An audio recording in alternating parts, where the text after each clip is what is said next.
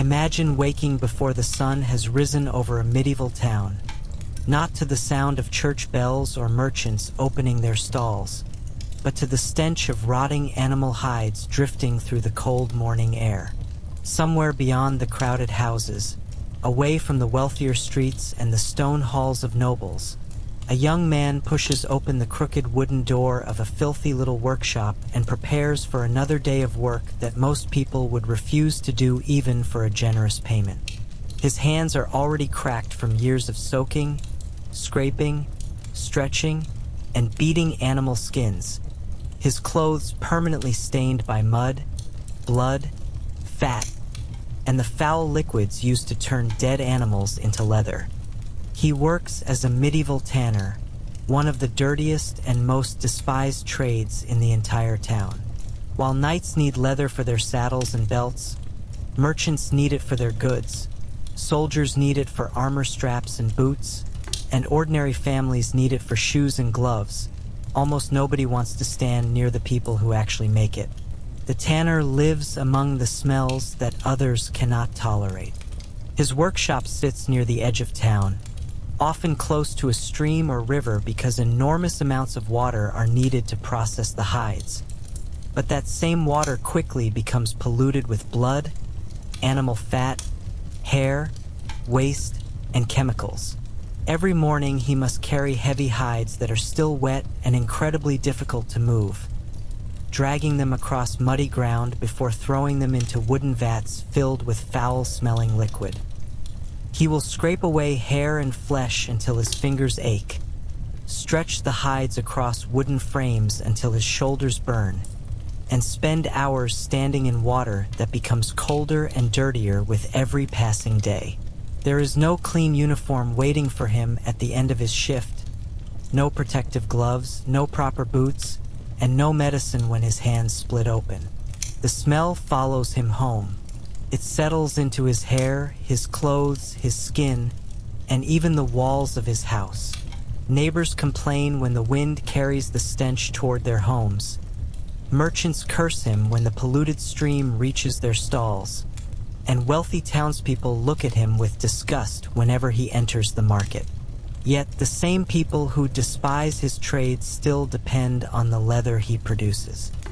His work keeps horses saddled, soldiers equipped, travelers protected from the cold, and craftsmen supplied with one of the most important materials of the medieval world.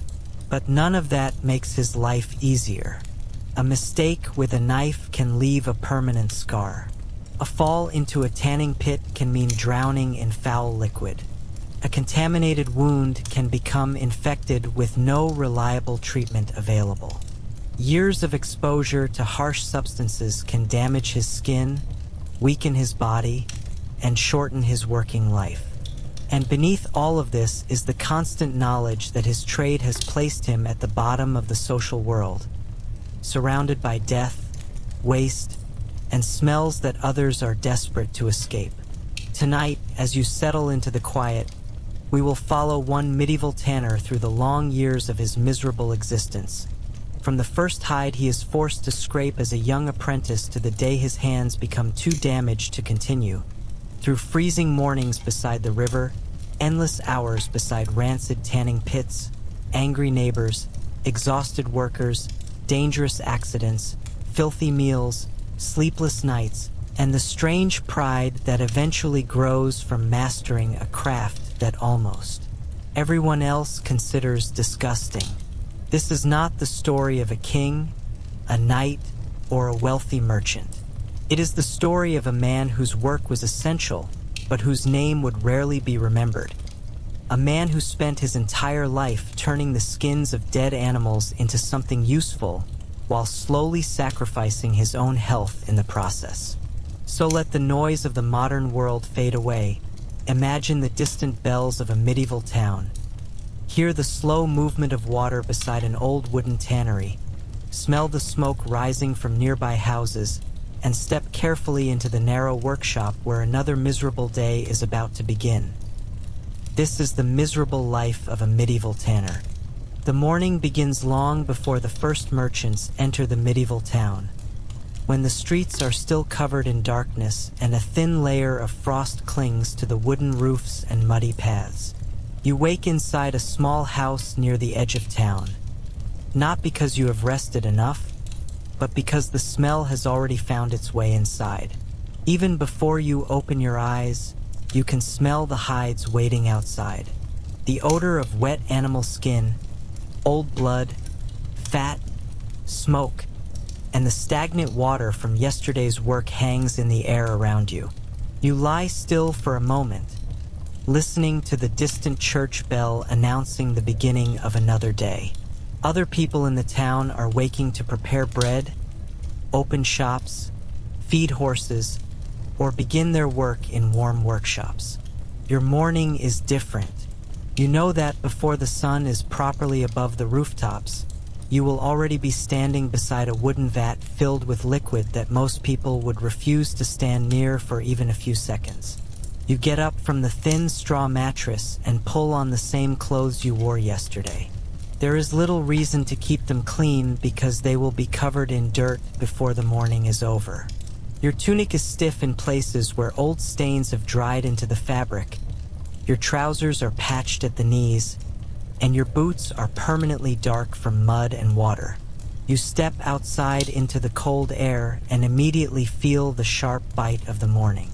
Your workshop stands only a short distance away, a low wooden structure with a crooked roof and walls darkened by years of smoke and moisture. Behind it are several large wooden vats, piles of animal hides, wooden frames, buckets, knives, scraping tools, and long poles used to move the heavy skins. The workshop is located near a stream because your trade requires enormous amounts of water, but the stream is no longer clean. Years of waste have changed its color and smell. The water near the tannery carries bits of hair, scraps of flesh, grease, and other waste downstream. People living farther away complain about it, but the town needs leather and leather needs tanners. You unlock the wooden door and push it open. The smell becomes stronger immediately. Yesterday's hides are still lying where you left them. Some are folded over wooden beams, others are piled in a corner, and several are soaking inside a large vat. You light a small oil lamp and begin preparing the day's work. Your first task is to move the hides that have been soaking overnight. They are heavier than they look. A fresh animal hide may be difficult enough to carry, but once it has absorbed water, it becomes a heavy, slippery mass that requires both hands and the strength of your back. You bend down, grab one by the edge, and pull. The hide slides across the wet floor with a thick dragging sound. Your fingers immediately become coated with cold water and grease. You lift it onto the wooden beam and begin examining it. The work of a tanner begins long before leather becomes something useful. What you hold is not yet leather. It is the skin of a dead animal, covered in hair, fat, flesh, and dirt. Your job is to remove everything that does not belong. You take the scraping tool and begin. The blade moves across the surface again and again, removing pieces of flesh that have remained attached to the underside. Every movement requires pressure. Too little pressure leaves waste behind. Too much can damage the hide itself. You quickly settle into the repetitive rhythm. Scrape, pull, wipe the blade, scrape again. The sound fills the workshop. Outside, the town slowly begins to wake. You hear carts moving over stones, horses stamping their feet, merchants calling to one another, and somewhere in the distance, another church bell. None of those sounds feel connected to your world. Your world is the sound of the blade against wet skin and the smell of something that most people would rather not think about. As the morning continues, the cold begins to disappear, replaced by the warmth of physical labor. Your shoulders ache. Your wrists become stiff. The skin around your fingers begins to sting where old cuts have opened again. You stop for a moment and look at your hands. They are not the hands of a wealthy merchant. They are swollen, rough, cracked, and permanently stained. There are small scars across your fingers from knives and scraping tools. Some wounds have healed badly. Others have reopened so many times that you no longer remember when they first appeared. You wrap a strip of old cloth around one finger and continue working. There is no one else who can finish the hides for you. By midday, several hides have been scraped clean enough for the next stage. You drag them outside toward the wooden vats. The smell becomes unbearable as you approach. Inside the vats are mixtures used to loosen the hair and prepare the hides. The exact ingredients vary depending on the method being used, but none of them are pleasant. Some are made from substances that can irritate the skin and eyes, while others become foul as the hides remain inside for long periods. You use a long wooden pole to push the hides beneath the surface. The liquid splashes against your boots. You instinctively step backward, but there is nowhere clean to stand. The entire area around the tannery is muddy. Water has mixed with waste until the ground itself seems permanently dirty. You push the hide deeper into the vat and stir it slowly. The work requires patience. If the hide is not treated correctly, the final leather will be weak or damaged. A wealthy customer will not care that your hands were freezing when you worked on it. A soldier will not care that you had a cut on your finger. A merchant will not care that you stood beside a foul vat for hours. They will simply complain if the leather is poor. That is the cruel part of your trade. The finished product is expected to be useful and strong, but almost nobody thinks about the person who made it. You continue working until your stomach reminds you that you have not eaten. Your meal is simple: a piece of coarse bread, perhaps some onions, and whatever remains from yesterday. You sit on a wooden crate outside the workshop and eat while watching the town beyond the stream. People pass at a distance. Some know exactly what you do and wrinkle their noses when they notice you. Others simply hurry past. A child walking with his mother points toward the vats. The mother quickly pulls his hand down and tells him not to look. You pretend not to notice. You have become used to that reaction. Tanners are useful, but they are not respected. Your trade involves dead animals, waste, strong smells, and dirty water. In the minds of many townspeople, that is enough to place you among the people they would rather avoid. You finish your bread and return to work. The afternoon is spent stretching hides across wooden frames.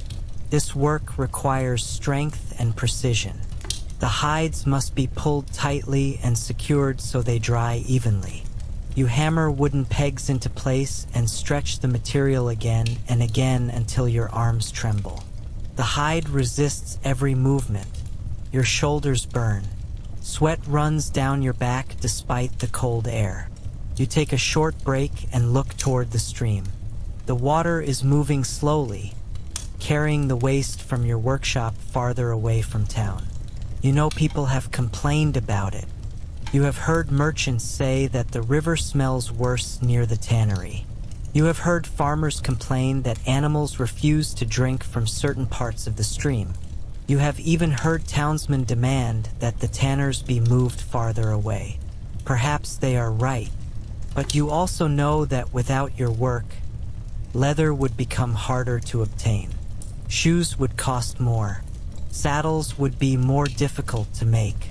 Belts, gloves, bags, straps, scabbards, and countless other objects would become less common. A medieval town can survive without many luxuries, but it cannot easily survive without leather. You return to the hides. By late afternoon, the sky begins turning gray.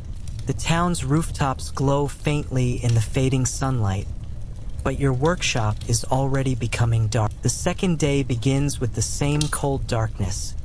the same distant church bell, and the same smell that has already become part of your life.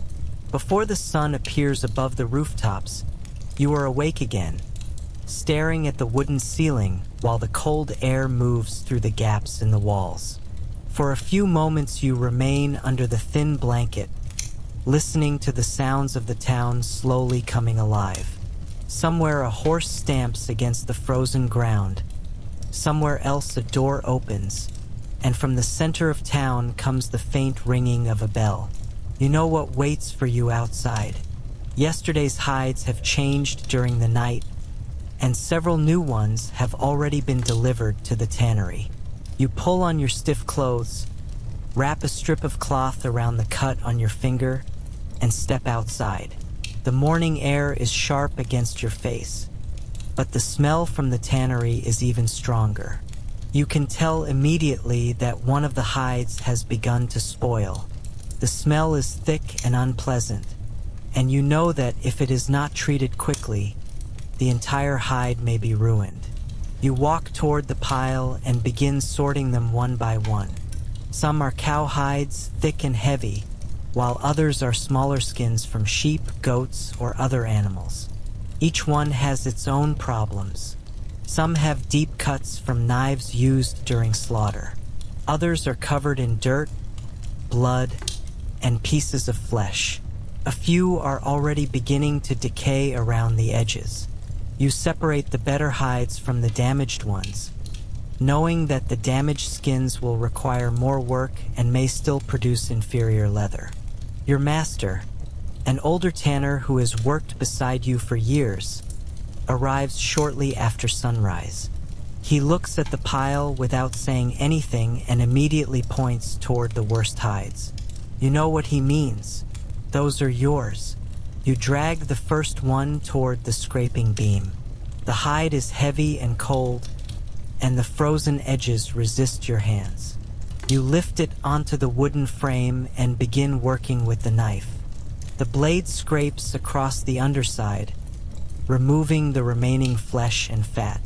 The motion is simple, but doing it correctly requires years of experience.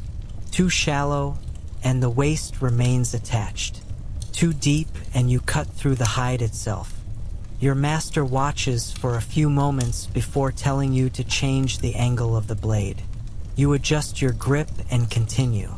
The sound of scraping fills the workshop again. It is a sound you will hear thousands of times during your life. Slowly, the sun rises higher, and the cold begins to leave the air. Steam rises from the wet hides. Your hands become numb, then warm, then painful as blood returns to your fingers. You continue working. By mid-morning, the first hide is ready for the next stage. You drag it toward the soaking pit and lower it into the water. The hide disappears beneath the surface, and you use a wooden pole to push it down. The water splashes against your legs. Your boots become soaked. You step back and look at the liquid surrounding you. It is cloudy and dirty, filled with pieces of hair and fat. The stream beside the tannery is already beginning to carry some of the waste away. A fisherman standing farther downstream notices the water and shouts angrily toward the workshop. Your master ignores him. You have heard these complaints before. The tanners are always blamed when the water becomes foul, but nobody wants to hear that the town itself produces waste everywhere. The butcher sends animal blood toward the same stream. The households throw refuse into the streets. The merchants wash their goods nearby. Yet when the water smells terrible, everyone points toward the tannery. You return to your work because arguing will not make the hides process themselves. By noon, the sun is high enough to warm the tops of the wooden buildings, but inside the workshop the air remains damp and cold. You sit on a wooden crate and eat a piece of bread with a little cheese. Your master sits nearby, chewing slowly. He tells you that a merchant will arrive tomorrow to inspect a batch of leather. The man is wealthy and important, and he expects high-quality material. Your master warns you that one mistake could cost the workshop a valuable customer. You nod. You know what that means. The next several hours will be spent checking every hide, smoothing every rough section, and making sure the material is strong enough to sell. After the short meal, you begin working again. You take a hide that has been soaking and pull it from the water. It is heavy enough that you need both hands. You carry it toward the scraping beam and drop it across the wood. The surface is covered with loose hair. You begin removing it carefully. This part of the process is slow. The blade moves again and again, and every few minutes you must stop to clear away the hair. It sticks to your hands, your sleeves, and the wooden floor. Soon the workshop is covered with it. Some pieces cling to your boots. Others stick to your face when you wipe away sweat. You look toward the door and see sunlight shining through the opening. Outside, children are playing in the street. Their voices drift into the workshop. For a moment, you hear laughter and imagine what it would be like to spend an afternoon doing something that does not involve animal skins. But the thought disappears when your master tells you to keep working. You bend over the hide again. Hours pass. Your shoulders become heavy. Your lower back aches. The fingers of your injured hand begin to bleed beneath the cloth. You unwrap it and see that the wound has opened again. Your master tells you to stop for a moment, but you know that if you stop too often, the work will fall behind. You wash the cut with water and wrap it again. There is no doctor waiting inside the workshop. There is no special medicine for a tanner's hands. You simply continue. Toward evening, the merchant arrives earlier than expected. He wears cleaner clothes than anyone around the tannery, and the difference between you becomes immediately obvious. He steps carefully across the muddy ground, avoiding the pools of dirty water. When he enters the workshop, he covers his nose with a cloth. He looks at the hides with suspicion. You stand several steps away and watch him examine them. He picks up one piece of leather, bends it, pulls it, and examines the surface. Your master waits silently. Finally, the merchant nods. The leather is acceptable. He asks about the price. Your master gives him a number. The merchant complains that it is too high. You almost laugh. He has no idea how many hours went into producing the leather he is holding. He does not know how many times your hands have been cut. He does not know how much water has been carried, how many hides have been scraped, or how many nights your master has spent worrying about ruined material. To him, the leather is simply a product. He bargains for a lower price. Your master argues back. Eventually, they reach an agreement. The merchant leaves carrying several pieces of finished leather. As he walks away, he looks back toward the workshop with visible disgust. You watch him disappear into the town. Your master tells you not to worry about people like him. He says that they will complain about the smell while wearing the shoes you made. You smile faintly. There is some truth in that. The evening becomes darker. You continue working by lamplight. The hides need to be stretched before they are left to dry. You pull one across the wooden frame and secure it with pegs. Then another. Then another. Your hands tremble from exhaustion. The wooden pegs become difficult to hold. Several times you drop them into the mud. Finally, your master tells you to stop.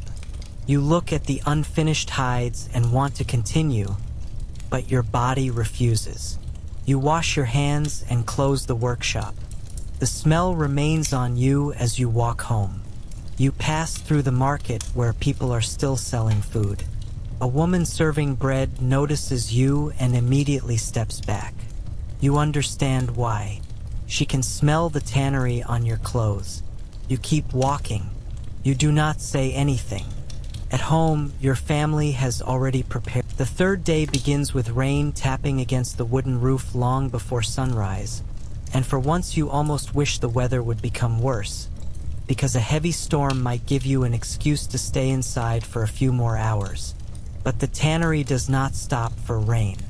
The hides cannot simply be abandoned because the sky is dark, and the work that was started yesterday must be finished before the material begins to spoil. You rise from the straw mattress with aching shoulders and hands that feel stiff even before you begin working. Wrap a strip of cloth around the worst cut on your finger and step outside into the cold morning. Rainwater runs through the muddy street in thin streams, carrying dirt toward the lower parts of the town, and the roofs of the nearby houses drip steadily into wooden gutters. By the time you reach the tannery, your boots are already soaked. The wooden door is swollen from the moisture and takes several attempts to open. Inside, the smell is overwhelming. The damp weather has made everything worse. The hides that were left overnight have become heavier, colder, and more difficult to handle, while the workshop itself feels almost impossible to breathe inside. Your master is already there, standing beside one of the vats and inspecting the hides. He tells you that several need to be moved immediately. You grab the first one and begin dragging it across the floor. Water pours from it as you pull, leaving a dark trail behind you. Your arms strain under the weight, and your boots slide across the wet boards. You manage to lift it onto the scraping beam, but before you can begin, your master points toward another hide that has begun to deteriorate. You know what that means. If the decay spreads, the hide may become worthless. You hurry toward it and begin working. The blade scrapes across the surface while the rain continues pounding against the roof. Your hands are freezing, but after several minutes of repetitive movement, they begin to warm. The problem is that the warmth quickly becomes pain. The cuts across your fingers sting whenever they come into contact with the wet hide. You try to ignore it. You have learned that pain is simply another part of the work. The blade removes layers of fat and flesh, and with each pass the hide becomes cleaner. You work carefully because this particular piece is large and valuable. A wealthy leather merchant has requested it for a special order, and your master has warned you repeatedly not to damage it. You lean forward and concentrate on the angle of the knife. The rain grows heavier. Water begins to seep through a weak section of the roof and drip onto the floor. You move a wooden bucket beneath it, but another leak appears a few minutes later. The workshop is never truly dry. Water comes from the sky, from the vats, from the hides, and from the stream beside the building. Your entire workplace seems to be made of wet wood, muddy ground, animal skin, and foul-smelling water. By mid-morning, the rain has turned the area around the tannery into thick mud. Deliveries become difficult. A man arrives with several hides on a wooden cart pulled by a tired horse. The wheels sink deeply into the mud, and you and your master have to help push the cart forward. The horse struggles, its hooves slipping beneath it, while the man curses at the weather. You grab one side of the cart and push with all your strength. Mud splashes up your legs. Eventually, the cart reaches the workshop. The new hides are unloaded one by one. Each one lands heavily on the ground. You look at the growing pile and realize that you will be working late again. There is no satisfaction in knowing this. You simply accept it. The new hides must first be washed. You carry them toward the water and begin rinsing them. The process is exhausting because each hide must be moved repeatedly. You drag one into the vat, push it beneath the water with a wooden pole, lift it out, turn it, and repeat the process. The water quickly becomes cloudy. Hair floats across the surface. Pieces of dirt and flesh separate from the hides and collect around the edges. Your clothes become soaked. Your sleeves cling to your arms. Your hands are cold and swollen. Yet the work continues. At noon, you finally take a short break. You sit beneath the narrow roof overhang, holding a piece of bread in one hand and trying to keep the rain from falling onto it. Your master sits nearby. Neither of you speaks for a while. There is nothing to say. You are both exhausted. A group of townspeople passes along the road, hurrying through the rain. One man notices the tannery and immediately covers his nose. Another laughs and says something to his companion. You hear them even though they are several steps away.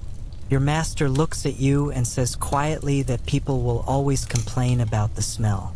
He tells you that the important thing is that they will still buy the leather. You nod and take another bite of bread. After the meal, the real work begins. Several hides that have been soaking for days are ready for hair removal. You pull them from the vat and lay them across the wooden beams. The hair has loosened, making it easier to scrape away, but the hides are slippery. You grip the knife and begin. Long strokes remove wet clumps of hair that fall to the floor. Soon the workshop is covered with them. They cling to your boots and stick to the muddy boards. The smell becomes stronger as the hidden layers of the skins are exposed. You breathe through your mouth and continue. Your master works beside you, his movements faster because of decades of experience. He can tell from the texture of the hide whether it has been treated correctly. You watch him closely and try to copy his technique. This is how the trade is passed from one generation to another. No book explains every detail. You learn through observation, repetition, mistakes, and punishment when those mistakes become expensive. Your master stops beside you and points to a section you have scraped too deeply. You look at the damage and immediately understand that the hide will lose value. He does not shout. He simply tells you to be more careful. But you know that one mistake like this can mean losing part of your pay. You feel frustration rising inside you. You are tired. Your hands hurt. You have been working since before sunrise. Yet you force yourself to continue. The afternoon passes slowly. The rain eventually weakens, but the clouds remain thick and gray. The workshop becomes darker, forcing you to light the lamps earlier than usual. Their flames flicker whenever the wind enters through the gaps in the wooden walls. Shadows move across the hanging hides, making the workshop look almost like a place from a nightmare. You carry another hide toward the stretching frame. It is one of the largest you have ever worked with. You and your master pull it across the wooden frame and begin securing it with pegs. The hide resists. You pull harder. Your shoulders scream with pain. The wooden frame creaks under the pressure. Finally, the first peg goes into place. Then another. You move around the frame, stretching and securing the hide until it becomes tight. Your fingers slip several times. One peg falls into the mud. You bend down to pick it up and feel a sharp pain in your back. For a moment you remain bent over, breathing slowly. You are only young, yet your body already feels old. You know this is not a good sign. Your master notices and tells you to sit for a moment. You refuse. There is too much work. He looks at you but does not argue. He knows what it means to be young and afraid of appearing weak. By evening, the rain has finally stopped. The town begins to glow with the light of candles and fireplaces. You can hear distant voices from the market and smell food coming from nearby houses. The contrast makes the tannery seem even more miserable. You are surrounded by dead animals while people only a short distance away are eating warm meals.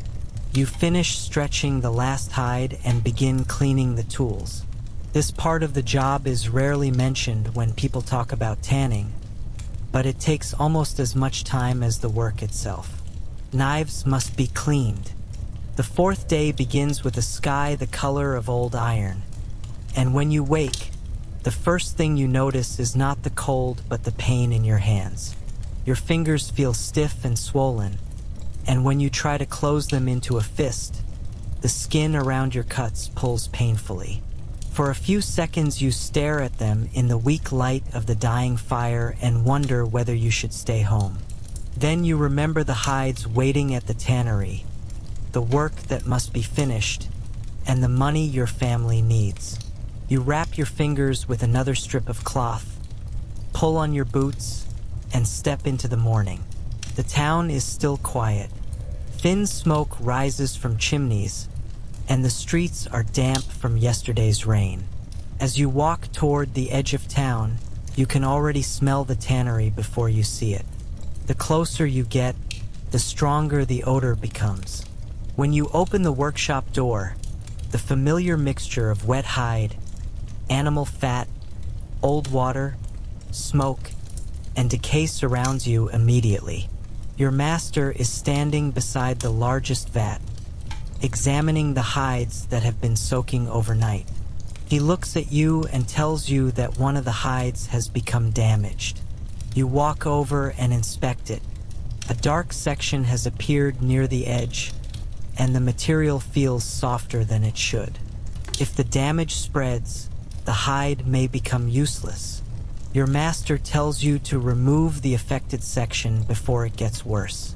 You take your knife and begin cutting carefully. The work is delicate because removing too much will reduce the value of the hide, but leaving the damaged section could ruin the entire piece. You lean over the wooden beam and concentrate. The workshop is silent except for the sound of your knife moving through the wet material. When you finish, the hide is smaller but still usable. Your master nods. It is not praise exactly, but you have learned that a nod from him means you did something correctly. You move on to the next hide. This one is enormous. It came from a large animal and is so heavy that moving it requires both of you. You lift one side while your master pulls the other. The hide slides across the floor, leaving a trail of water and grease behind it. You carry it toward the soaking vat and lower it inside. The water rises and spills over the edge, flowing across the muddy ground. You use a wooden pole to push the hide beneath the surface. The smell coming from the vat makes your stomach turn. You hold your breath for a moment, then continue. You have learned that breathing through your mouth does little to help. The smell still reaches you. It clings to your clothes and enters your hair. By now, you barely notice it until you leave the tannery and see other people's reactions.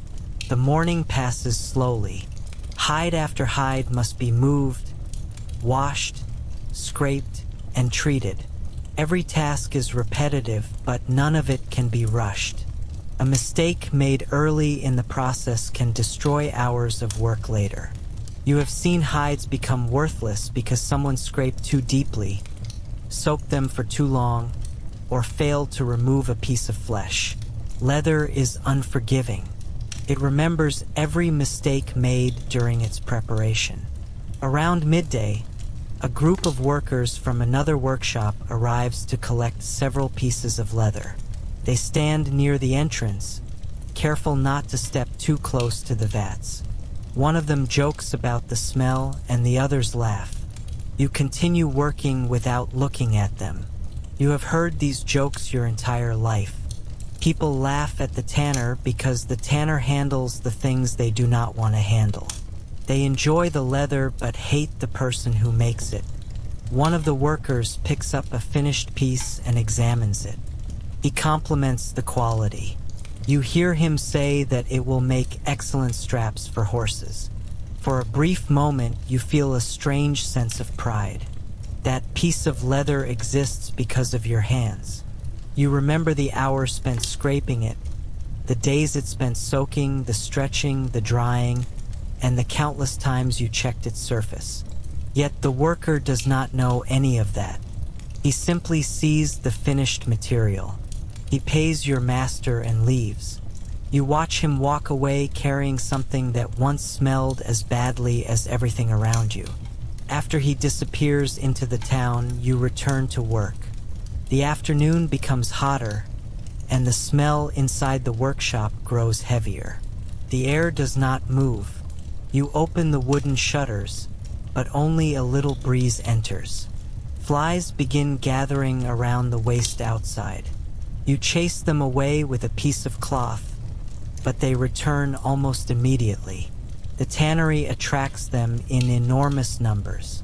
They gather around the scraps of flesh and hair, around the drainage channels, and around the vats. Sometimes you find them on your clothes. You brush them away without thinking.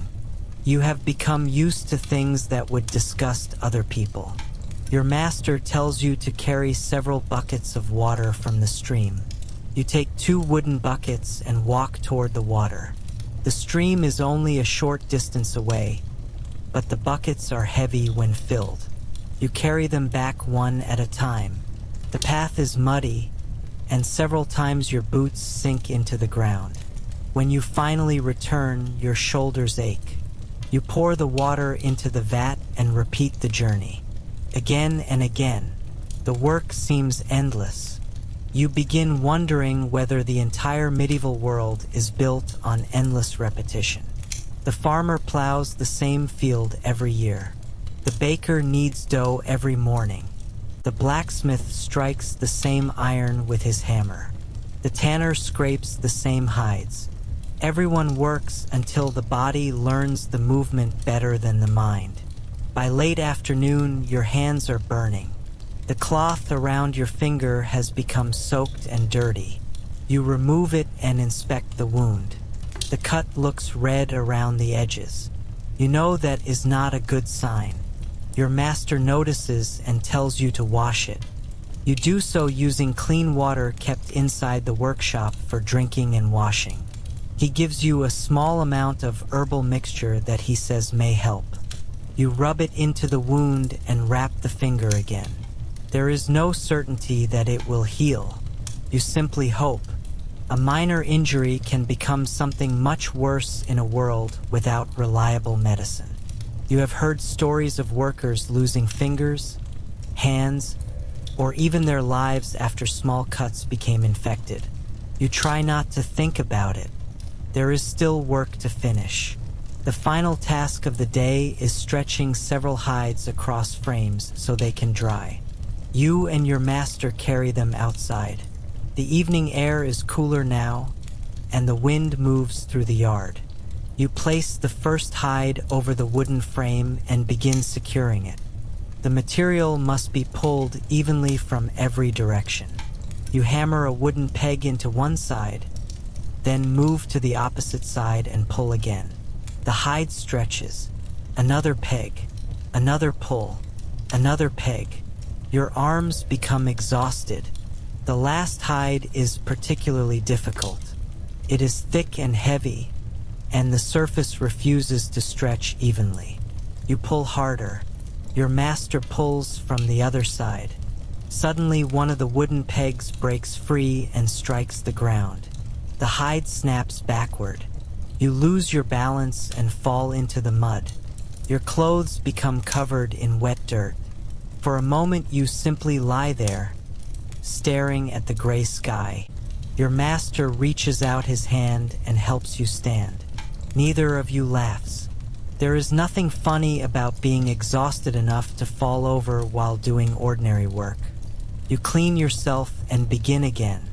Eventually, the hide is secured. The sun is setting behind the town walls. The church bell rings in the distance. People are beginning to close their shops and return home. You are still working. You look toward the town and see warm lights appearing behind windows. The sight makes you realize how late it has become. You finish the final task and begin cleaning the yard. You shovel the waste away from the workshop and clear the drainage channel. The mud is thick and heavy.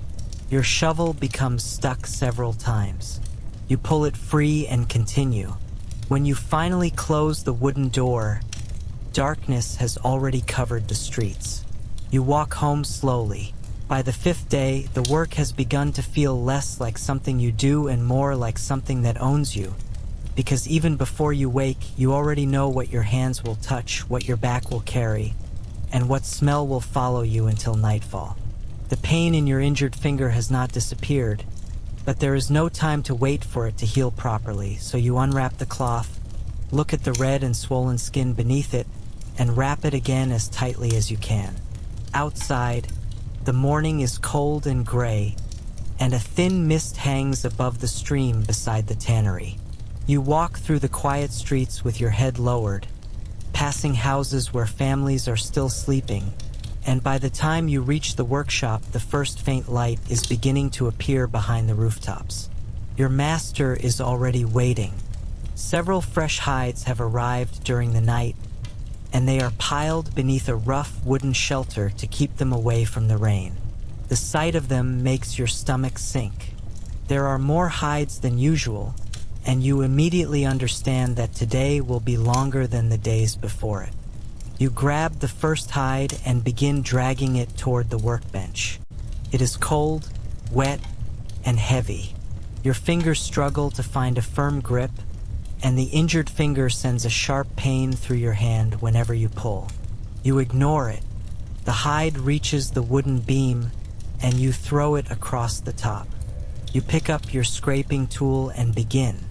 The first strokes are slow because the hide is stiff. You press harder. The blade moves across the underside, removing fat and pieces of flesh. The scraps fall onto the floor and join the waste that has already accumulated around your feet. Soon the familiar rhythm returns. Scrape, pull, wipe the blade, scrape again. Hours pass without any real change. The work is repetitive enough that your mind begins wandering. You think about your childhood, when you first entered a tannery and could barely tolerate the smell. You remember the first time your master handed you a knife and told you to scrape a hide. Your hands had been soft then. You had been afraid of cutting too deeply, afraid of damaging the material, afraid of disappointing him. Now you can scrape almost without looking. Your hands know what to do. They have learned the trade through thousands of repetitions, but that knowledge has come at a price. The skin on your palms is thick and rough. Your fingernails are permanently stained. Small scars cover your fingers. The joints ache when the weather changes. You have become good at your work, but you are also becoming worn down by it. By mid-morning, the first hide is ready. You drag it toward the next vat and lower it into the water. Steam rises faintly from the surface in the cold air. You push the hide beneath the liquid with a long wooden pole, then turn it over. The water splashes onto your clothes. You step back and wipe your face. Your master tells you to check another vat.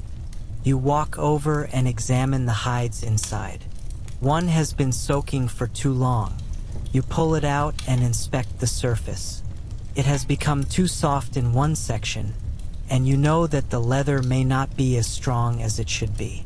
You tell your master. He curses quietly. That hide will have to be handled differently.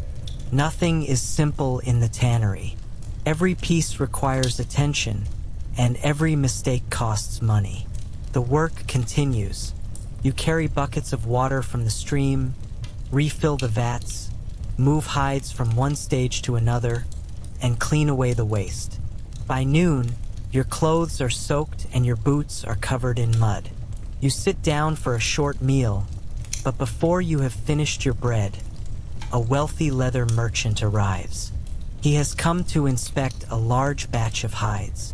He stands at the entrance with two assistants, both dressed more cleanly than anyone working in the tannery. The merchant looks around with visible discomfort. He asks your master whether the leather will be ready by the end of the week. Your master says that it will. The merchant demands that the quality be perfect. He reminds your master that another tanner has offered a lower price. Your master responds that cheaper leather will not be as strong. The merchant shrugs. He does not care about the process. He cares about profit. He picks up one of the finished pieces and bends it between his hands. You watch closely. This leather was worked by you. You remember scraping it, stretching it, drying it, and checking its surface. The merchant examines it for only a few seconds before putting it down. He asks for another piece. You bring one forward.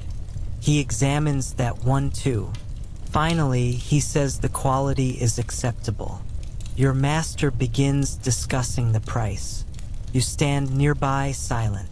The merchant looks at your hands and notices the cuts. He asks whether you are an apprentice. You tell him that you have worked in the tannery for years. He seems surprised. He asks how long you intend to continue. You do not know what to say. You simply look down at your hands. The merchant laughs softly and tells you that you should find cleaner work while you are still young enough to do so. Then he turns back to your master and continues discussing the price. His words stay in your mind after he leaves. Find cleaner work. You have heard the same thing many times, but something about hearing it from a wealthy man makes it feel different. Perhaps because you know he is right. The work is destroying your body. Yet what other choice do you have? You know how to tan leather. You do not know how to read accounts. You do not know how to make shoes. You do not know how to forge iron. You are not trained in a trade that would allow you to leave easily. Your entire life has been shaped around the tannery. After the merchant leaves, your master notices that you are distracted. He tells you not to think about what rich men say. He says that every trade has its misery. You nod, but you are not convinced. The afternoon begins with another difficult task. Several hides must be treated and then stretched before sunset. You and your master carry them outside. The sun has finally appeared, and the yard is warm enough that the smell becomes almost unbearable. Heat makes everything worse. The waste begins to rot faster. Flies swarm around the drainage channels. You wave them away and begin working. The first hide goes onto the frame. You stretch one side and secure it with a wooden peg. Then the other. The material pulls against you. Your shoulders burn. You change position and pull again. The hide stretches slowly. Sweat runs down your face. You wipe it with your sleeve, forgetting that the sleeve is covered in dirt. Your face becomes streaked with mud. Your master laughs for the first time that day. You laugh too. It is a small moment, but it reminds you that even in a miserable life, there can be brief moments when the work feels less unbearable.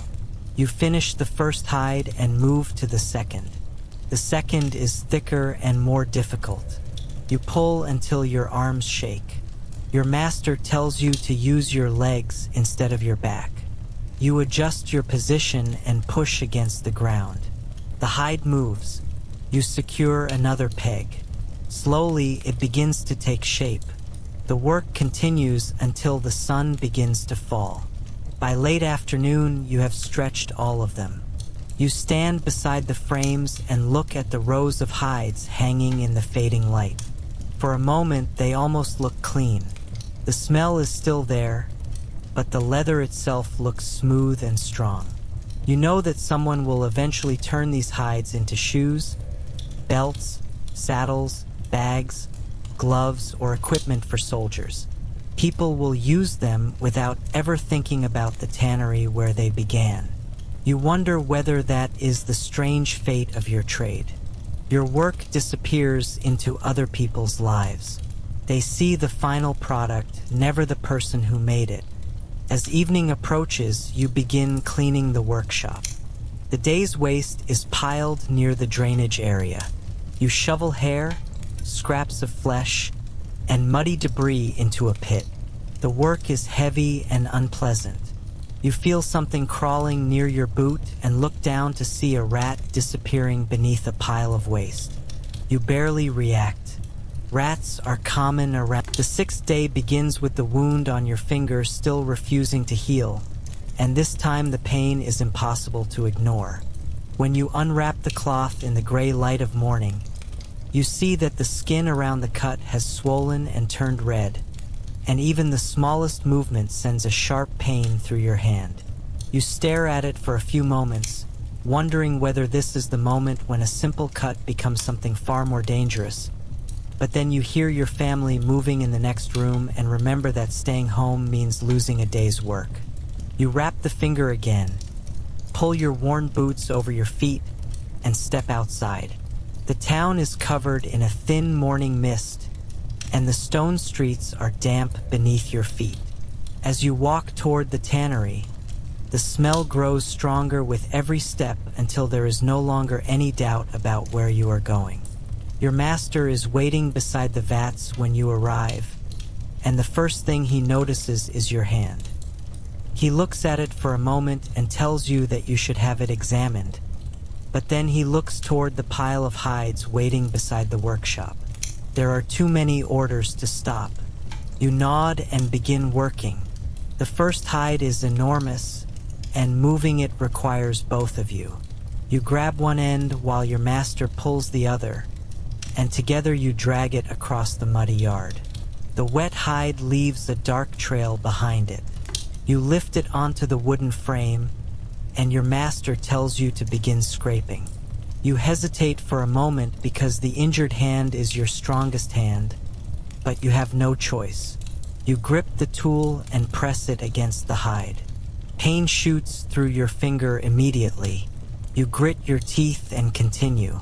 Scrape after scrape, the blade removes the remaining flesh and fat. The work becomes a battle between your body and the material in front of you. Every movement hurts, but stopping hurts in a different way because you know the work will still be waiting when you return. By mid-morning, your hand has begun bleeding through the cloth. Your master sees it and tells you to rest. You finally sit down on a wooden crate while he takes over the scraping. You watch his hands move across the hide. His technique is faster and more controlled than yours. He has spent decades doing this, and his hands have become almost as hard as the leather he produces. You realize that one day your hands may look the same. Thick skin, scars, swollen joints, and fingers that no longer fully straighten. The thought frightens you. You look away and watch the town beyond the workshop. People are beginning their ordinary days. Bakers carry baskets of bread. Merchants open wooden shutters. Children run through the streets. A group of women walk toward the market carrying baskets. Nobody seems to notice the tannery. Nobody wants to notice it. Yet the products made here will appear throughout the town before the day is over. Shoes will be repaired with leather. Saddles will be strengthened. Belts will be sold.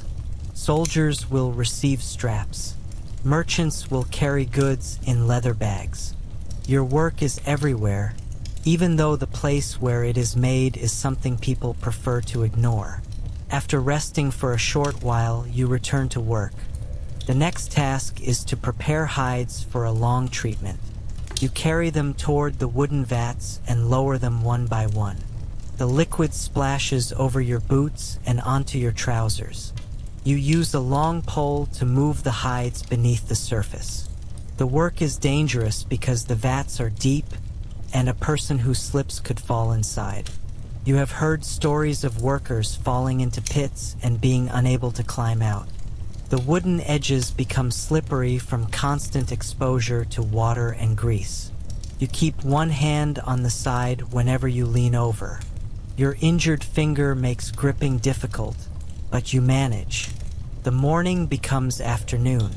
The sun rises higher, and the air becomes warmer. The smell around the tannery becomes almost unbearable. The heat brings out every unpleasant odor trapped in the hides and waste.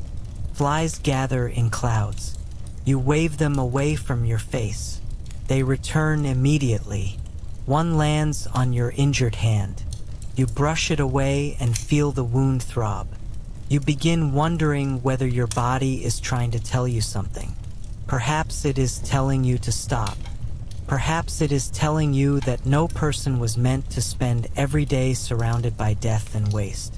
But then you remember the money. Your family needs food. Your master needs workers. The merchant needs leather. The town needs the leather. So you continue.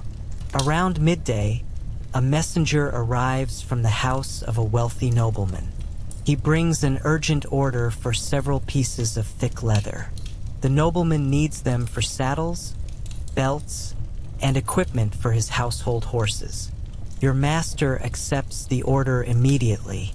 The messenger looks around the tannery with disgust and asks whether the leather can really be produced here. Your master smiles and says that good leather comes from dirty work. The messenger does not laugh. He simply leaves. You watch him disappear into the town and wonder how strange the world is. A nobleman can ride through the countryside wearing expensive leather, while someone like you spends his life standing knee-deep in dirty water to make that leather possible. In the afternoon, you begin working on the special order. The hides are thick and difficult. You scrape them carefully, checking the surface after every few strokes. Your injured hand makes the task slow. Several times you stop because the pain becomes too strong.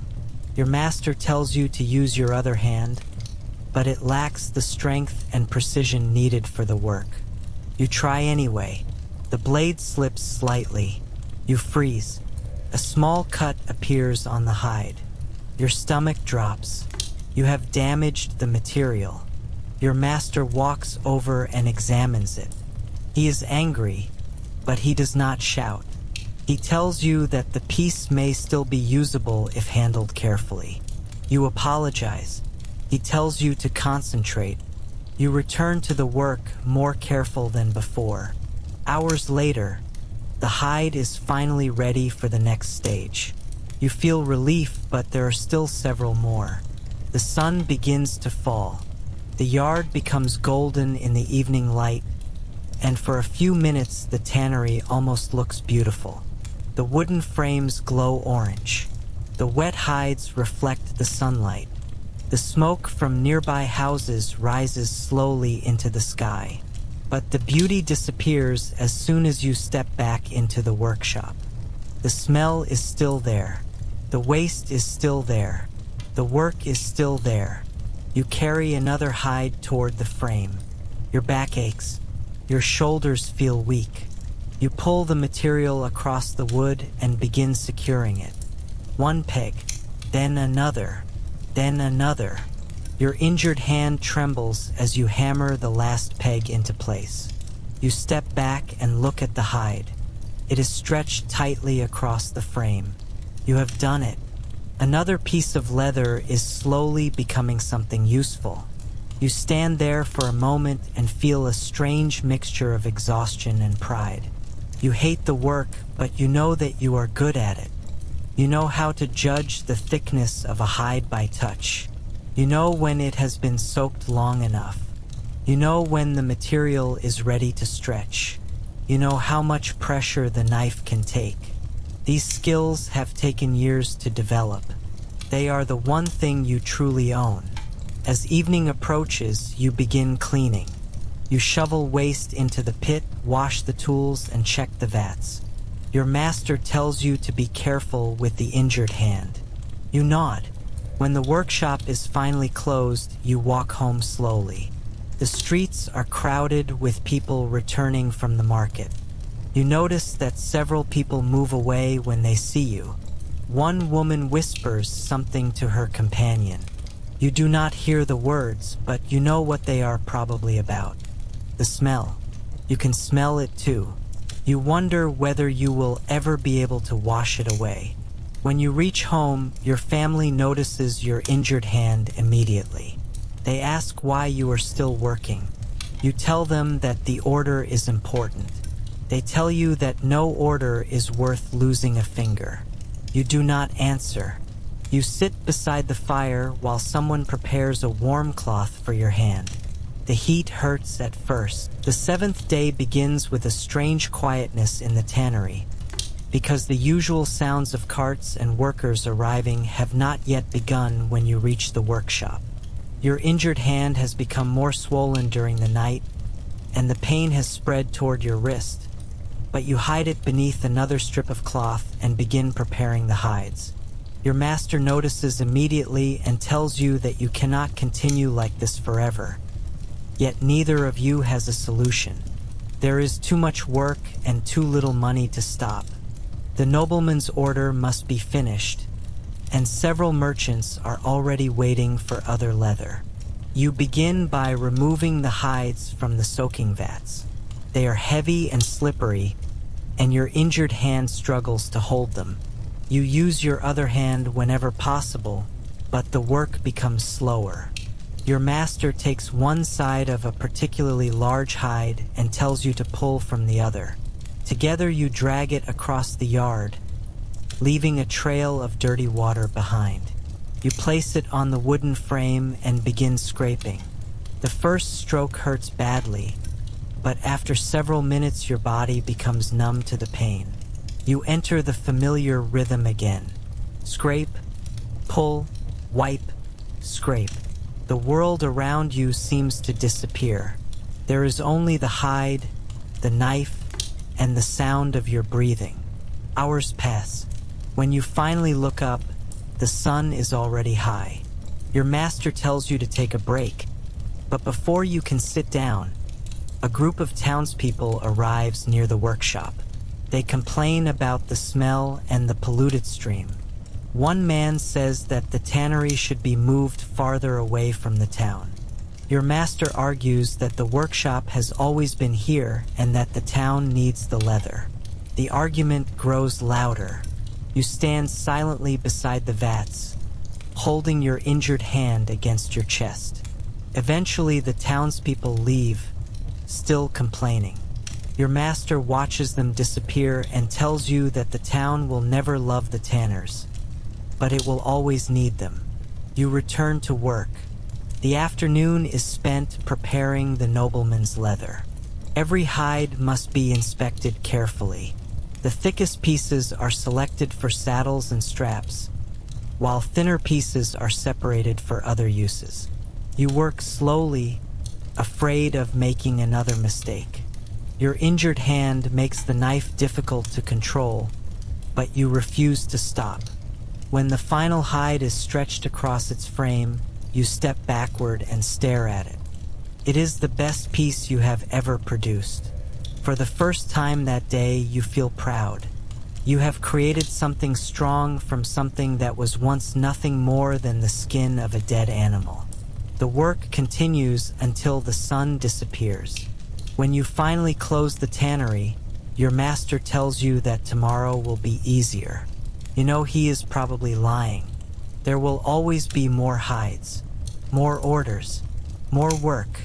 You walk home beneath the darkening sky and wonder whether your life will ever be different. By the time you reach your house, your hand is throbbing again. You sit beside the fire while your family changes the cloth around the wound. The skin is red and swollen. Everyone is worried. You promise that you will visit someone who knows about healing wounds, but you are not sure when you will find the time. After dinner, you lie down and stare at the ceiling. Tomorrow is another day, and the tannery is already waiting. The 8th day brings the first real consequence of your injured hand. When you wake, your fingers are so stiff that you can barely move them. Your family insists that you should remain home, but you know that missing work could mean losing your position. You leave before sunrise anyway. The streets are nearly empty, and the cold air makes your hand hurt even more. When you arrive at the tannery, your master looks at you and immediately becomes angry. He tells you that you are foolish for coming to work in this condition. You tell him that the order must be finished. He shakes his head and gives you a different task. one that requires less use of the knife. You spend the morning carrying water and moving hides rather than scraping them. Even this becomes difficult. Every bucket feels heavier than it did before. Your injured hand cannot grip the wooden handle properly, so you use your arm and shoulder instead. By midday, you are exhausted. You sit beside the stream and look at the water. It is dark and cloudy, carrying pieces of waste away from the tannery. You think about how much of your life has passed beside this water. As a child, you once played near this stream. Now you cannot imagine touching it without thinking about work. Your master joins you and tells you that his own hands looked the same when he was your age. He shows you his fingers. They are thick, scarred, and twisted from years of labor. He tells you that he once believed he would become rich from tanning leather. Instead, he simply became good enough to survive. His words stay with you. In the afternoon, you return to the workshop and begin preparing smaller hides. These require less strength, but they are more delicate. You work carefully, using your healthy hand to control the blade while your injured hand steadies the material. It takes twice as long, but eventually the first piece is finished. Your master examines it and nods. You continue. The hours pass slowly. Outside, the town grows louder. Inside, the tannery remains dark and damp. Toward evening, a young apprentice from another workshop arrives to deliver a message. He looks at your hands and asks whether tanning really damages them that badly. Your master tells him that it depends on how long you survive the trade. The boy laughs nervously and leaves. You watch him go and remember yourself at that age. You had believed the same thing, that you would work hard for a few years, earn enough money, and eventually find something better. Now you understand that the trade does not release people easily. Once you become a tanner, every part of your life begins to revolve around leather. Your income depends on it. Your reputation depends on it. Your skills depend on it. Even your body begins to resemble the work you perform. When evening arrives, you clean the tools with your healthy hand. The process takes longer than usual. Your master tells you to go home early. You hesitate, then agree. Walking home before darkness feels strange. You pass through the market and notice how clean the leather goods look when they are displayed away from the tannery. Polished belts hang from wooden stalls. New shoes are arranged neatly beside baskets. Saddles are displayed proudly. Nobody sees the filthy workshop where the leather began.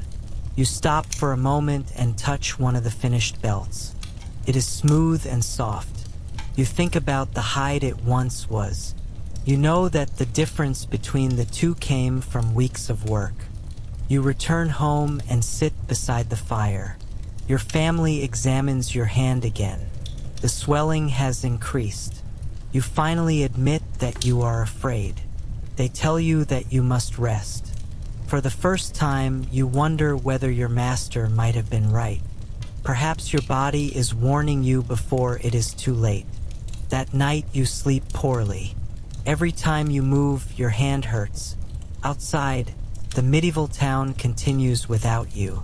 The market closes. The taverns become quiet. The church bell marks another hour. You lie awake wondering whether you will return to the tannery tomorrow. The 9th morning begins with you returning to the tannery despite everything. The wound is still painful, but the swelling has gone down slightly, enough for you to move your fingers. Your master is relieved to see that you can work, but he orders you to avoid heavy tasks. You begin by inspecting the hides that have been drying overnight. Several are nearly ready. You run your fingers across the surface and feel the difference immediately. The material is becoming firm and strong. You have learned to recognize good leather by touch alone. You can feel imperfections before they become visible. This knowledge is one of the few things that makes you proud of your trade. You spend the morning finishing the nobleman's order. The hides are stretched, trimmed, and prepared for delivery. By midday, the messenger arrives. He examines the leather and seems impressed. Your master names the price. The messenger agrees without argument. For once, there is no bargaining. The order has been successful. You feel a strange satisfaction because you know how much work went into it. The messenger loads the leather onto a cart and leaves. You watch the cart disappear down the road. Your master tells you that the payment will allow the workshop to buy more supplies. You nod. The success should make you happy, but instead you feel tired. You realize that every successful order simply guarantees another order. There is no end to the work. In the afternoon, several new hides arrive. You look at the pile and feel the same exhaustion you felt on your first day. Your master notices your expression and tells you that this is what a tanner's life is.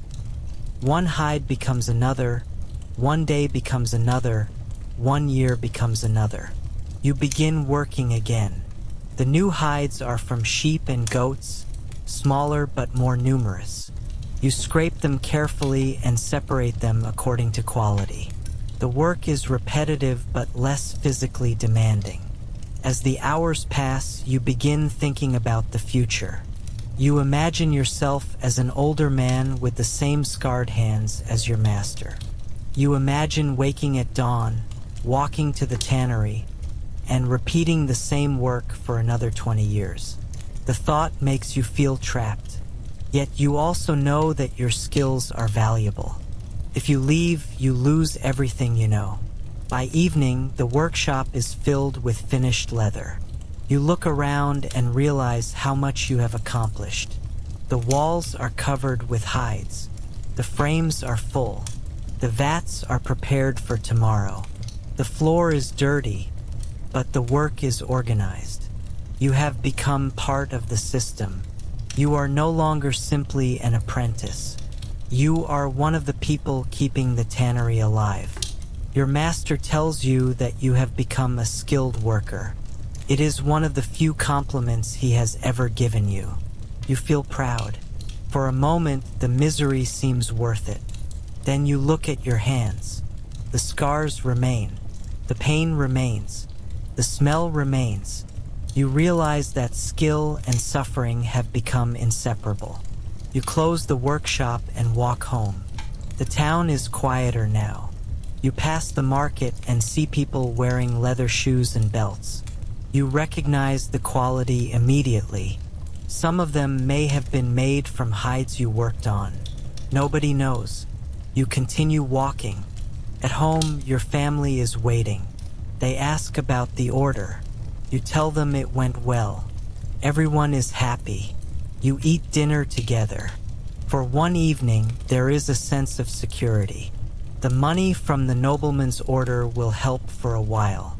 After dinner, you sit near the fire and finally allow yourself to relax. Your hand still hurts, but less than before. You close your eyes. Perhaps tomorrow will not be so bad. Perhaps you can continue. Perhaps the work will become easier. But deep down, you know the truth. The tannery does not become easier. You simply become better at surviving it. The 10th day begins with a new delivery and a new reminder that the work will never end. Before sunrise, a cart arrives carrying hides from a nearby farm. The driver unloads them outside the tannery and leaves quickly because even the smell on the cart is unpleasant. You and your master begin sorting the hides. Some are fresh. Others have already begun to dry. Several have cuts and damaged sections. You separate them into different piles. Your master explains that every hide has value if you know how to use it properly. The damaged pieces can still become smaller goods. Nothing should be wasted. You begin scraping the first pile. Your injured hand has improved enough to work again, but it is weaker than before. You notice that you are using your other hand more often. The change feels strange. You wonder whether you will ever fully recover. The morning passes in silence. Around noon, a storm begins. Rain falls heavily on the wooden roof, and water starts leaking into the workshop. You place buckets beneath the leaks while your master tries to protect the hides. Several workers rush outside to cover the drying leather with cloth. The storm creates chaos. Water flows through the yard, mixing with the waste and turning the ground into mud. One of the wooden frames falls over in the wind. You and your master rush to save the hides. You grab the frame and pull it upright while rain pours over you. The leather is soaked again. Hours of drying have been lost. You feel frustrated, but there is nothing you can do. The weather does not care about your work. When the storm finally passes, the yard looks destroyed. Mud covers everything. The drainage channel is blocked. Several hides are lying in the water.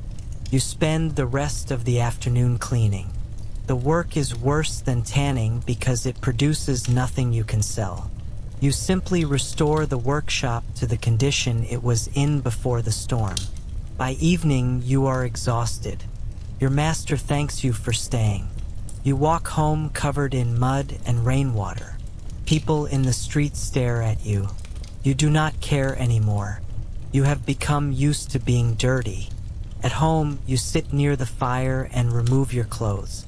Your family hangs them near the heat. You eat quietly.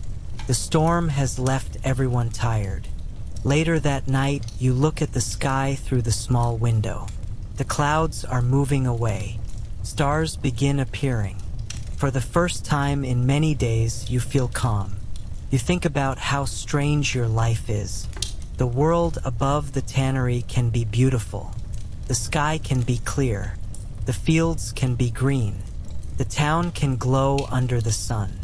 Yet your life is spent in darkness, mud, water, and the smell of dead animals. Still, there are moments when you feel proud of what you do. You know that your work matters. You know that leather is essential. You know that the town would struggle without people like you. That knowledge is perhaps the only comfort you have. You fall asleep believing that tomorrow may be better. The 11th day arrives quietly, but by now the years seem to have begun moving faster. You are no longer thinking about individual days. You are beginning to think about seasons, years, and how quickly your body is changing. The pain in your back has become permanent. Your hands are permanently rough. Your injured finger has healed, but the scar remains. You wake before sunrise as always and walk toward the tannery. When you arrive, your master is sitting outside the workshop. He looks older than he did when you first met him. His hair has become gray, and his movements are slower. You realize that you have been watching him age without noticing. He tells you that he may not be able to continue much longer. The words shock you. The tannery has always been centered around him. You cannot imagine the workshop without his voice. He tells you that the time has come for you to take more responsibility. You spend the morning teaching a younger apprentice the work you once learned. You show him how to hold the scraping knife, how to recognize a good hide, and how to stretch leather without damaging it. As you watch him struggle with the same tasks you once struggled with, you realize that the trade has begun passing to another generation. The boy asks whether the work ever becomes easier. You hesitate before answering. You tell him that you become stronger at first. Then the work begins making you weaker again. He laughs, thinking you are joking. You do not laugh. During the afternoon, you show him the oldest tools in the workshop. Some belong to your master. Others belonged to the generation before him. The handles are worn smooth from decades of use. You realize that the tools themselves carry the history of the tannery. Men have held these same wooden handles before you. Their hands have left marks on the same surfaces. Their sweat and blood have touched the same knives. You wonder how many of them thought about escaping. Perhaps all of them did. Perhaps none of them had the opportunity. When evening arrives, your master tells you that he wants you to eventually take over the workshop. You are surprised. The idea is frightening. Owning the tannery would give you independence, but it would also mean becoming responsible for everything. The workers, the orders, the waste, the customers, and the endless hides. You look around the workshop. You know every corner. You know every smell. You know which vat leaks and which wooden frame needs repair. You know which merchants complain too much and which ones pay fairly. The tannery has become a part of your identity. That night, you walk home thinking about what your master said. For the first time, you realize that you may not be able to escape this life. But perhaps you can change it slightly. Perhaps you can make the work less miserable for the next generation. You arrive home and tell your family about the offer. They are proud of you. You are not sure how to feel. The next morning you will return to the tannery, but now you will see it differently. It is no longer simply the place where you work. It may become the place you control. The thought gives you a strange sense of purpose. The final chapter of your life as a medieval tanner does not begin with a dramatic moment, but with another ordinary morning, because misery rarely announces when it is finally coming to an end. You wake before sunrise as you have done for countless years, and for a moment you almost expect to feel young again. Instead, you feel the familiar stiffness in your back and the dull ache in your hands. You sit up slowly and look at your fingers. They are scarred, rough, and permanently changed by the trade. You have spent so many years beside the vats that you cannot remember what your hands looked like before the work. You dress and walk toward the tannery one final time. The town looks different from when you were young. Some buildings have changed. Some merchants have disappeared. Children you once saw playing in the streets have grown old. People you once knew are gone. Yet the tannery remains. The wooden walls have been repaired many times, but the same smell hangs around the workshop. The same stream runs beside it. The same wooden frames stand in the yard. Inside, the younger workers are already beginning their day. You watch them for a moment. They move quickly, still full of strength. One young apprentice struggles with a hide, and you walk over to help him. You show him how to position the blade. You tell him not to rush. You tell him that the leather will punish impatience. He listens carefully. For a moment, you see yourself in him. You remember being young, standing beside your master, wondering whether the trade would ever become easier. Now you understand that the answer was never simple. The work became easier because you became skilled, but your body paid the price. You walk through the workshop slowly, touching the old tools. The scraping knives are worn. The wooden vats are stained from years of use. The frames are covered in marks from countless hides. Everything carries evidence of the people who worked here. You realize that although nobody will remember their names, their work is hidden everywhere in the medieval world. Every leather shoe, every saddle, every belt, every bag, every strap carries a small part of their lives. You step outside and look toward the town. People are beginning their day. A soldier walks past wearing a leather belt. A merchant carries a leather bag. A farmer leads a horse wearing a leather harness.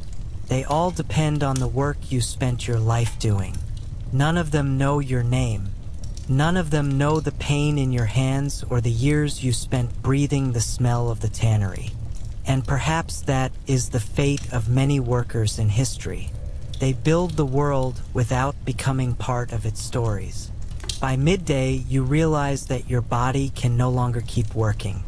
Your master is gone now, and you have already trained the next generation. The younger workers can continue without you. You sit outside the workshop and watch them through the open door. They carry hides, scrape them, wash them, stretch them, and laugh among themselves. You recognize the sound of young workers joking about the smell. You smile faintly. You remember doing the same thing. In the afternoon, you walk away from the tannery for the last time. The smell still clings to your clothes, but you know it will slowly disappear. You pass through the market and see the finished leather goods hanging from stalls. You stop beside a display of beautifully made shoes. You touch one gently. The leather is soft and smooth. You think about how different it looks from the dead animal skin that first arrived at your workshop. You think about the hands that transformed it. You think about all the people who worked before you. You realize that the leather in front of you represents much more than a simple product. It represents time, labor, pain, skill, and survival. You continue walking toward home.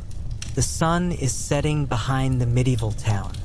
The stone walls glow in the evening light, and smoke rises from hundreds of chimneys. For once, you are not walking toward the tannery. You are walking away from it. You arrive home and sit beside the fire. Your hands rest quietly in your lap. They are still scarred. They still ache. They probably always will. But you no longer have to wake before sunrise to use them. Outside, the town continues its ordinary life. Somewhere a blacksmith is still working. Somewhere a baker is preparing bread. Somewhere a farmer is returning from the fields. And somewhere, inside the tannery you left behind, a young apprentice is scraping his first hide and wondering why anyone would choose such a miserable trade. He does not yet understand that his work will become part of almost every corner of medieval life. He does not yet understand that people will depend on him while avoiding him. He does not yet understand that the smell will follow him home. He does not yet understand that his hands will change. You do. You know exactly what waits for him. But you also know something else. The work matters. The leather he produces will protect someone's feet from the cold. It will hold a farmer's tools. It will carry a soldier's equipment. It will keep a traveler warm. It will help horses carry people across long roads. His name may never appear in a history book, but his work will survive in the objects he creates. As darkness falls, you close your eyes beside the fire. The sounds of the town become distant. For the first time in decades, you do not have to think about tomorrow's hides. You do not have to worry about a damaged piece of leather. You do not have to clean a vat or carry another bucket of water. You simply sit quietly and breathe. The smell of the tannery is finally fading from your clothes. The scars remain, the pain remains, and the memories remain, but the work is finished. You spent your life turning the skins of dead animals into the leather that helped keep a medieval world moving.